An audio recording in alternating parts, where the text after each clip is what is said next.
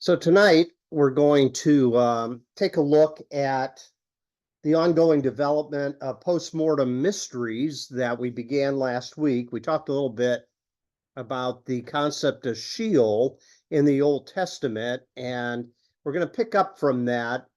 We are moving ahead from this graphic here, this a Jewish conception of the heavens, the earth, and beneath the earth. And we said last week that Sheol is a place where everyone went after they passed away. There's no concept of hell to speak of. Sheol was the place of the dead. But what we're going to see tonight is this concept evolves over the course of time. And by the time you get to the period between really the Old and New Testament, there's a lot of developments that are attached to the idea of Sheol that becomes a concept called Hades. And we're going to talk a little bit about that tonight. And so what I want to remind you tonight is that Sheol is just a place for people that go to rest with their ancestors, like we said last week. It's interesting that within Jewish thought that Sheol also became known as Abraham's bosom. He was considered the father of the Jewish people, and to return to your ancestors was to return to Abraham's bosom. So this three-tier universe, the heavens, the earth, and the underworld, is basically the concept of the Old Testament. Now, simultaneously or concurrently to some portions of the Old Testament, you have some other thoughts that are going on. And the Egyptians had a pretty elaborate belief in the afterlife, and they were actually quite concerned about the afterlife. And we know that from some of the hieroglyphics that have been found that date back more than 4,000 years. They even had some rituals and incantations that's recorded in what is called the Book of the Dead. It was seemed to be an oral thing until hieroglyphics began to record some of this stuff. And what we find is that there are some seed thoughts there that will later be parallel to some Christian thoughts in the New Testament. The idea of resurrection, the idea of some type of bodily existence beyond the grave. So it goes way back, but it does not seem to have affected the Jewish people. But within the Book of the Dead, the idea was to continue to live beyond this life. And there's some interesting imagery that's there as well. The idea of kind of being transformed into something that can rise above. And so birds were a very popular concept. I think we're all familiar with the concept of a phoenix rising up from the dead. Well, they also had images of falcons and herons and swallows and other birds that seem to portray the ability to rise above the situation. So that's going on. But again, within Judaism in the Old Testament, they kept their concepts pretty tight. Another ancient source of this topic was the epic tales of Gilgamesh. I'm sure that you've heard the name. This dates back also about 4,000 years ago, and its account is really in the land of the dead, in the area of the world that we know as modern-day Iraq. It's interesting that much of the things where we observe in the Middle East today have so many connections to some of the thoughts that are found in the Old Testament. But in their stories, there are certain images that keep popping up. Mountains, rivers, a boat and boatmen across the river, a bridge, gates and guardians, and even images of a tree. So Genesis, that talks about the tree of life and about the tree of the knowledge of good and evil, seems to be an attempt to figure out how to live beyond the short term that we call this life.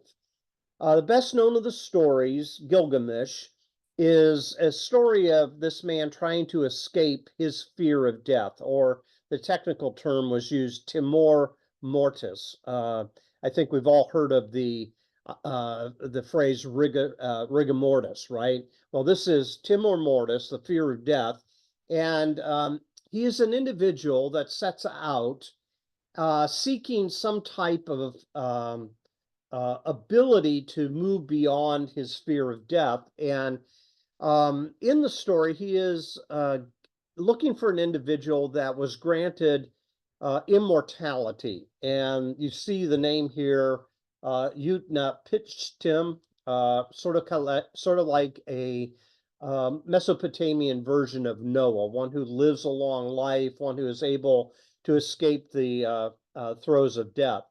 But there is a meeting between him and Gilgamesh, and the advice given to Gilgamesh is that one way to conquer death is by first conquering sleep. And there is this image of a boatman that brings him to this sage. And the story is interesting that Gilgamesh is really the only mortal that ever really enters into his presence. After Gilgamesh leaves, this sage prohibits any other mortal from appearing before him. And it's interesting that this sage leads him to a plant that supposedly is going to restore his youth, if not even his immortality. Gilgamesh can get home safely if he partakes of this plant. But before he does that, there is a snake that steals the plant. There's, again, these similar cross references.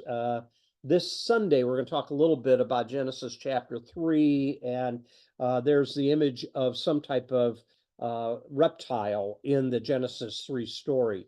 But it's also interesting that snakes become a very important symbol. It's even seen around the modern symbol for the health industry.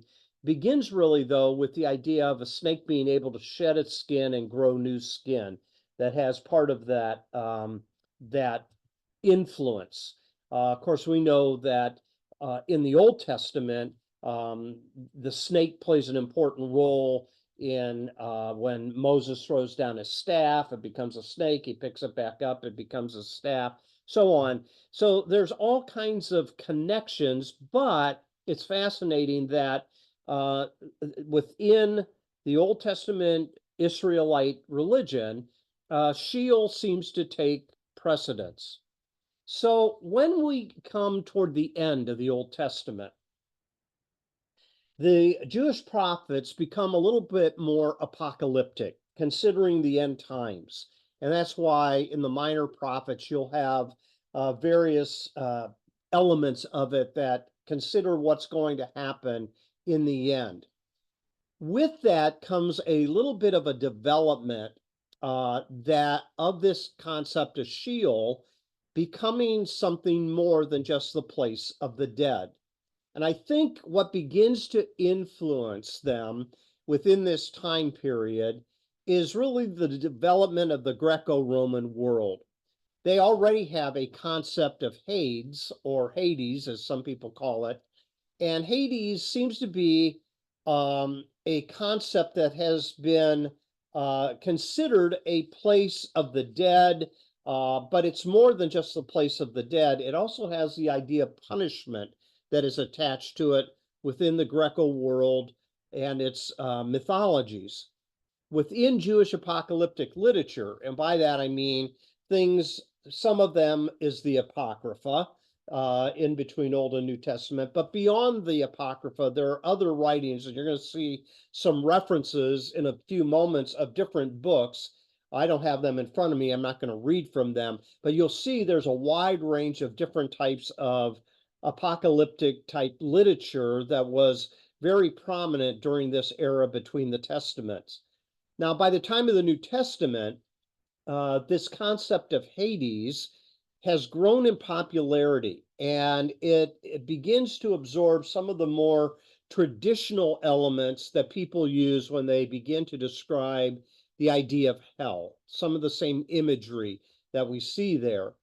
You see here in the middle of the screen that the idea of Hades was even a part of the educational program within the Greek and Roman society, and it was called paideia, and it was used to educate young kids in terms of their concept of religion, their concept of gods, and their concept of the afterlife. So the concept of Hades, though, really is connected to a god by the name of Hades. So within Greek culture and religion, he is considered the god of the dead and the king of the underworld. Now, he has two brothers, Zeus and Poseidon, who together defeat the generation of their father's gods called the Titans. And they claim rulership over the cosmos. Hades is given the underworld, Zeus is given the sky, and Poseidon is given the sea. But here's a representation of how Hades is supposedly represented here on a chain with dogs. And the idea is that he controls the underworld. With that, is all kinds of things that are connected to this. Some of them is found in a variety of different mythologies. The idea of a journey, that all people must take a journey. They must go on the river. They must cross the river Styx. There are guides along the way, but there's obstacles that need to be overcome. And once you reach the destination, there's often famous people that are already there. So in this mythology, what we see taking place is these journeys to the realms of the dead make up a corpus of Greek and Roman texts that I think have an influence upon the Jews as we head into the New Testament. There's also a connection, and I did not do enough research on this, to some of the Persian influence from Zoroastrianism as well. Zoroaster is considered a prophet within Persian religion that also has some connections to these themes that you see on the screen here. So, how this plays out is this idea of Hades is this underworld that people go to on a journey. And when they get there, they have to overcome certain things. The most famous of the tales of classic Hades is the idea of Homer's Odyssey. Perhaps you had to read some of it in school. It's the earliest and probably the best known story of a man by the name of Odysseus, who visits the land of the dead. He's a Trojan soldier that had been fighting for 10 years. He is away from home for a long time, and he's trying to get back home. But on this journey, he encounters Hades and sees some of the inhabitants. And it's a shadowy underground, still like the Old Testament, but there's also the concepts of monsters and demons that live in Hades, and there's some type of punishment that is also connected there. There's also a connection to Plato that I'll show you in a second. But I thought what we might do for a couple of moments, just so that you get a taste of the type of literature that also influenced the Jewish people as you head into the New Testament times. So what I want to do is give you a taste of the Odyssey, and I'm going to show you a video. The land of the dead. And let's watch this and just pick up some key thoughts to it. Where Aeolus, king of the winds, sends Odysseus on his way with a gift, a sack containing all the winds except the favorable west wind.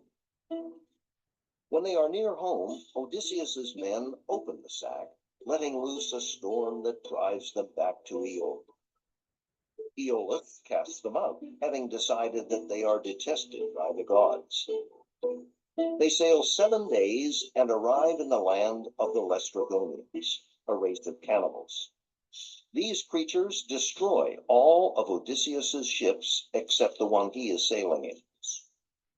Odysseus and his reduced crew escape and reach Aeaea, the island ruled by the sorceress goddess Circe. She transforms half of the men into swine. Protected by a magic herb, Odysseus demands that Circe change his men back into human form. Before Odysseus departs from the island, a year later, Circe informs him that in order to reach home, he must journey to the land of the dead, Hades, and consult the blind prophet Tiresias. We bore down on the ship at the sea's edge and launched her on the salt immortal sea, stepping our mast and spar in the black ship. Embarked the ram and ewe, and went aboard in tears with bitter and sore dread upon us. But now a breeze came up for us astern, a canvas-bellying land breeze, hail shipmate sent by the singing nymph with sun-bright hair. So we made fast the braces, took our thwarts, and let the wind and steersman work the ship with full sails spread all day above our coursing, till the sun dipped, and all the ways grew dark upon the fathomless, unresting sea. By night, our ship ran onward toward the ocean's bourne, the realm and region of the men of winter, hidden in mist and cloud. Never the flaming eye of Helios lights on those men at morning when he climbs the sky of stars, nor in descending earthward out of heaven. Ruinous night being rove over those wretches. We made the land, put ram and ewe ashore, and took our way along the ocean stream to find the place foretold for us by Circe. There, Perimedes and Eurylochus pinioned the sacred beasts. With my drawn blade, I spaded up the votive pit and poured libations round it to the unnumbered dead. Sweet milk and honey, then sweet wine, and last clear water, and I scattered barley down. Then I addressed the blurred and breathless dead, vowing to slaughter my best heifer for them before she calved at home in Ithaca, and burn the choice bits on the altar fire. As for Tiresias, I swore to sacrifice a black lamb, handsomest of all our flock. Thus, to assuage the nations of the dead, I pledged these rites, then slashed the lamb and ewe, letting their black blood stream into the well pit. Now the souls gathered, stirring out of Erebus, brides, young men, and men grown old in pain, and tender girls whose hearts were new to grief. Many were there, too, torn by brazen lance heads, battle slain, bearing still their bloody gear. From every side they came and sought the pit with rustling cries, and I grew sick with fear. But presently I gave command to my officers to flay those sheep the bronze cut down, and make burnt offerings of flesh to the gods below, to sovereign Death, to pale Persephone. Meanwhile I crouched with my drawn sword to keep the surging phantoms from the bloody pit till I should know the presence of Tiresias. One shade came first, Elpenor of our company, who lay unburied still on the wide earth as we had left it, dead in Circe's hall, untouched, unmourned, when other cares compelled us. Now when I saw him there, I wept for pity, and called out to him, "How is this, Elpenor? How could you journey to the western gloom swifter of foot than I in the black lugger?" He sighed, and answered, "Son of great Laertes, Odysseus, master mariner and soldier, bad luck shadowed me and no kindly power. Ignoble death I drank with so much wine. I slept on Circe's roof, then could not see the long, steep, backward ladder coming down and fell that height. My neck bone, buckled under, snapped, and my spirit found this well of dark. Now hear the grace I pray for, in the name of those back in the world, not here, your wife and father, he who gave you bread in childhood, and your own child, your only son Telemachus, long ago left at home. When you make sail and put these lodgings of dim death behind, you will moor ship, I know, upon Aegea Island. There, O my lord, remember me, I pray. Do not abandon me unwept, unburied, to tempt the gods' wrath while you sail for home. But fire my corpse and all the gear I have, and build a cairn for me above the breakers, an unknown sailor's mark for men to come. Keep up the mound there, and implant upon it the oar I pulled in life with my companions. He ceased, and I replied, Unhappy spirit, I promise you the barrow and the burial. So we conversed, and grimly at a distance, with my longsword between, guarding the blood, while the faint image of the lad spoke on. Now came the soul of Anticlea, dead, my mother, daughter of Autolycus, dead now, though living still when I took ship for holy Troy. Seeing this ghost, I grieved, but held her off, through pang on pang of tears, till I should know the presence of Tiresias. Soon from the dark that prince of Thebes came forward, bearing a golden staff, and he addressed me. Son of Laertes and the gods of old, Odysseus, master of landways and seaways, why leave the blazing sun, O man of woe, to see the cold dead and the joyless region? Stand clear, put up your sword. Let me but taste the blood. I shall speak true.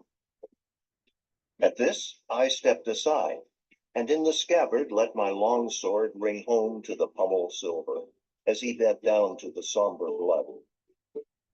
Then spoke the prince of those with gift of speech. Great captain, the fair wind and the honey lights of home are all you see. But anguish lies ahead. The God who thunders on the land prepares it, not to be shaken from your track, implacable, in rancor for the son whose eye you blinded. One narrow strait may take you through his blows. Denial of yourself, restraint of shipmates.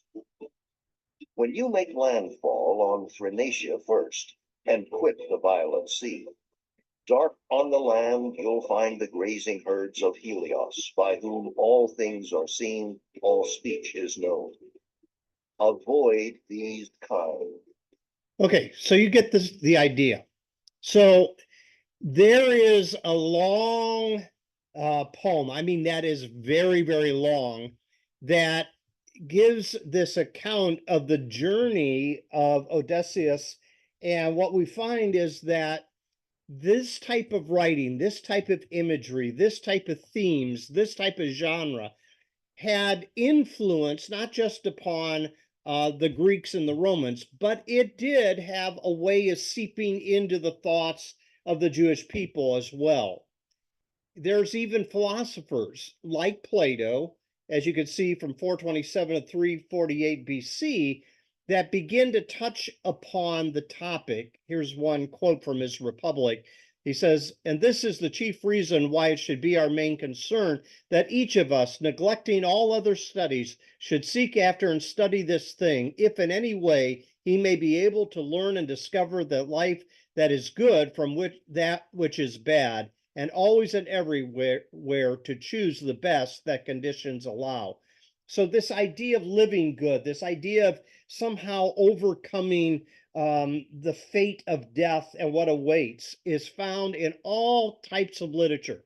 So I mentioned a moment ago that some of the apocryphal literature that reflects some of this Greek influence is found in such writings as Syriac, Wisdom, Tobit, the Sibylline Oracles, a book called Fourth Ezra. None of these are in our Bible, but these are all contemporary writings that talk about these topics. And Hades then is thought of as more of a place of punishment, but it's also a place of residence until resurrection, until there is time to return. And that's part of what the Odysseus journey is all about as well. So why am I going through this? Because by the time you get into the New Testament, there is this word called Hades that's found in the text. And sometimes the translators translate it as hell. But that's a little misleading because Hades is built on the idea of Sheol. And when it is found, you have some translations, such as the New International Version, that just talks about it being the place of the dead. So in Matthew chapter 11 here, and if you want to follow along, you can, or if you just want to listen, I won't be here very long. Matthew chapter 11, Jesus is speaking, and as he is speaking, he talks about a place called Capernaum, which is in his day up near the Sea of Galilee. And he is basically pronouncing a woe upon unrepentant towns that he has come to share the good news of the kingdom of God. And he says in verse 21, woe to you, Chorazin, woe to you, Bethsaida, woe to you, these areas. And then by the time you get over to verse 23, this is fascinating. And you, Capernaum, will you be lifted to the heavens? No, you will go down to Hades. Okay, now we're finding that this Greek word, Hades, has made its way into the New Testament. What does Jesus mean by this? Well, if you have a Bible, you might have down at the bottom a reference there that says that is the realm of the dead. So the translators use the word Hades, but they put a footnote that says it's referring to the realm of the dead, which think Sheol and think of some of these Greek and Roman myths that we took a look at. So it makes its way also even into the sermon of Peter. In the book of Acts, after the day of Pentecost, Peter's going to stand up in Acts chapter 2, and he's going to confront his fellow Israelites, and he is going to tell them that they crucified Jesus of Nazareth, and he was God's chosen one. So in Acts chapter 2, verse 22, it says, fellow Israelites, listen to this. Jesus of Nazareth was a man accredited by God to you by miracles, wonders, and signs, which God did among you through him, as you yourselves know. This man, was handed over to you by God's deliberate plan and foreknowledge, and you, with the help of wicked men, put him to death by nailing him to the cross. But God raised him from the dead, freeing him from the agony of death, because it is impossible for death to keep its hold on him. Then he goes back into the Old Testament and he quotes out of Psalm 16.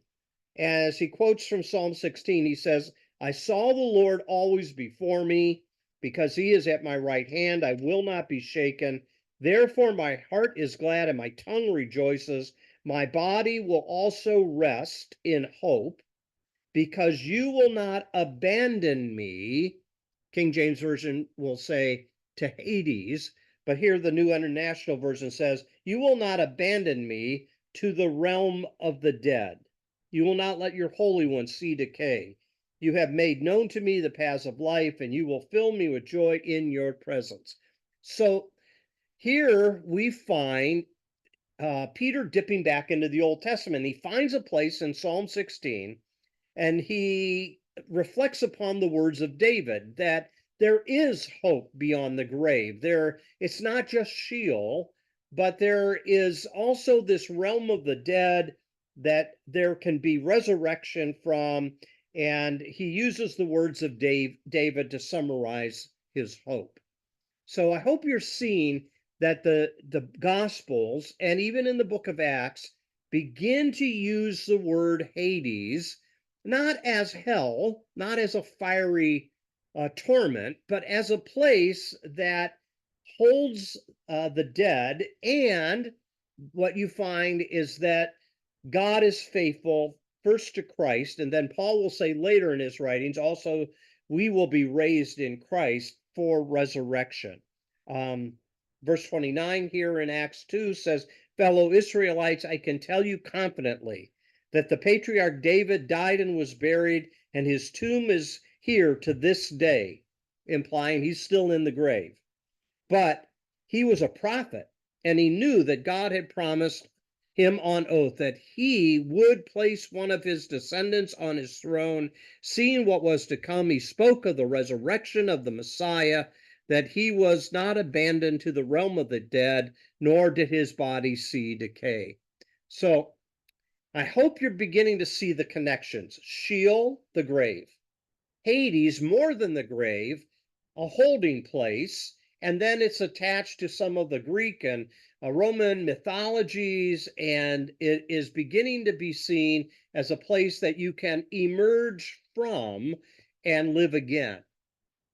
So with that, Jesus goes on, and it's interesting. I'm going back to Matthew now. In chapter 16, after Jesus asked his disciples, who do men say that I am? And they say, some consider you a prophet, and so on and so forth. Some say you're John the Baptist. Some say you're Elijah. Some say you're Jeremiah. But who do you say I am? And Peter speaks up and he says, you're the Messiah, the Son of God. And Jesus tells Simon, son of Jonah, this was not revealed to you by flesh and blood, but by my Father in heaven. And I tell you that you are Peter, and on this rock I will build my church, and the gates of Hades will not overcome it. Again, footnote here says the realm of the dead, but they keep using the concept of Hades. Now, King James Version, I believe, says, and the gates of hell will not overcome it. The word hell is not a great translation. This is a literalization here, gates of Hades, but what's implied by it is death won't have the last word. And there's a word here that is used, a verb, kadeshuan, that means death will not overpower, death will not surpass, death will not be the stronghold that will hold people captive. So Jesus and his resurrection overcomes the power of the grave, and then that's what will enable them to continue to go out and share the good news about the kingdom of heaven. So that brings us to another word in the New Testament. So you think, okay, that's it. No, it goes off in another direction. So you have Sheol, you have Hades, that has different things attached to it. And then all of a sudden, what we find is that some references that are translated hell in the Gospels is called Gehenna. And it has its roots in the Old Testament. It is a word that is a transliteration of an Aramaic word that is considered the Valley of Hinnom. Well, that's a place on the south slope of Jerusalem, and it has all kinds of history attached to it. And when Gehenna is used in the New Testament, it's referring to this place that, if you look at these cross references, has a lot of false worship and sacrificial rites that took place at this location. So in 2 Chronicles chapter 28, it's interesting that there is a reference to this place, and it is called the Valley of Hinnom. That comes from the book of Joshua, chapter 15, verse 8, and 18, verse 16. The Valley of Hinnom. But the imagery of it in the New Testament finds its way in 2 Chronicles chapter 28. And in this passage here, you have two kings that are reigning, and they are evil kings. One is named Ahaz, and the other is Manasseh. I'll only take a look at one. Second Chronicles, chapter 28. It says here in verse 1, Ahaz was 20 years old when he became king, and he reigned in Jerusalem 16 years. Unlike David, his father, he did not do what was right in the eyes of the Lord. He followed the ways of the kings of Israel and also made idols for worshiping the Baals. He burned sacrifices in the valley of Ben Hinnom and sacrificed his children in the fire, engaging in the detestable practices of the nations the Lord had driven out before the Israelites. So child sacrifice is associated with this place. It says the same similar thing in chapter 33 of Second Chronicles, and in verse 6, it says, this man, now he's talking about Manasseh, not Ahaz, so a change in kingship. It says, he too sacrificed his children in the fire in the valley of Ben Hinnom, practiced divination and witchcraft, sought omens, and consulted mediums and spiritists. That goes back to last week. Remember, Saul did the same thing when he tried to consult the medium of the witch at Endor. So what we're finding here is a specific place right outside of Jerusalem that is the name Gehenna. Gehenna is the valley of Hinnom, and that is often translated hell in the New Testament. What's interesting is if you did a search through the book of Jeremiah, you'll find that he makes references to this Ben Hinnom as well, and that there's judgment coming because of what happened in this location. So Gehenna is found in the New Testament, but it finds its roots again in other Jewish literature, just like Hades. And throughout some of this type of Jewish literature, this idea of Gehenna seemed to be related to the place of God's final judgment on the wicked. That's kind of built upon not only the prophet Jeremiah, but all of these other non-canonical books that we could call apocrypha, we could call them pseudepigrapha, but the Apocalypse of Abraham, the sibling oracles, Pesha, Arab, and Yabam. Now, most of us have never ever heard of these things, let alone read them.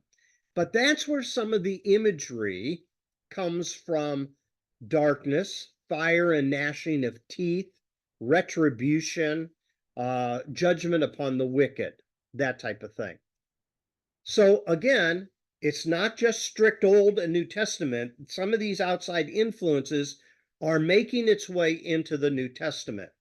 So by the time you get to the time of Jesus, the idea of Gehenna, it's a word that is mentioned 12 times in the New Testament. And we're going to come back to this a little bit next week as we kind of wrap this topic up. And yes, we're going to the other side of postmortem mysteries of heaven. So, but not next week. That'll be 2 weeks from tonight. We'll talk about that. But the church has typically appealed to the sayings of Jesus using the term Gehenna to build this doctrine of a physical hell that tortures people for all of eternity. But is that really what's behind the words of Jesus? In the Old Testament, you don't have any mention of Gehenna in that terminology. It's called the Valley of Hinnom. But by the New Testament, it becomes this place that's known as Gehenna, and it is a place that has not only this interesting history that I just showed you, the worship of Baal, the sacrifice of children, and that type of thing, but this place also, during times of war, became a place of mass graves for dead soldiers. So soldiers would often be thrown into this pit, and their bodies would be burned or cremated. And for centuries, the community would dump dead bodies of criminals, saying this is what they deserve. They do not deserve an honorable burial, and they burned them there. Even after the siege of Jerusalem in 70 AD, the Romans also used that as a mass grave for the dead bodies of Jews that were killed that tried to resist the Roman occupation. Now, because of this history, people, when they heard the word Gehenna, thought of it as an abyss or an accursed valley because it is where all kinds of bad things happened. And only the guilty, only the accursed, only the condemned are deserving of that type of destiny, that's deserving of that type of destruction. So, what we see taking place is it is a place that Jesus will refer to as a place where the fire never goes out. Well, why is that? Well, the place also became a dumping ground for refuse as well. So people from the surrounding areas would go and dump their trash at this spot called Gehenna, and it is said that it burned or it smoldered day and night. But it was putrid.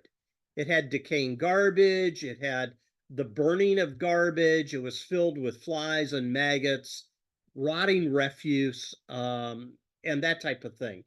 So when Jesus speaks of Gehenna, he's not talking about an afterlife destination. He's talking and referring and referencing this very well-known spot outside of Jerusalem. Now, next week I'll show you why this is so important, because when you think about this, the way we have portrayed the idea of hell, post-mortem, is not really from the New Testament or the Old Testament.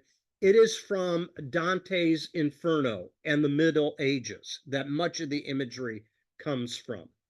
Now, when people heard of this idea of Gehenna, they would they would throw up in their mouth kind of thing because it was disgusting. So here's what we've said last week and this week. So I'll put it in this kind of picture form. There is a tug of war going on between Old and New Testament and the post-mortem experience. In the Old Testament, you have Sheol.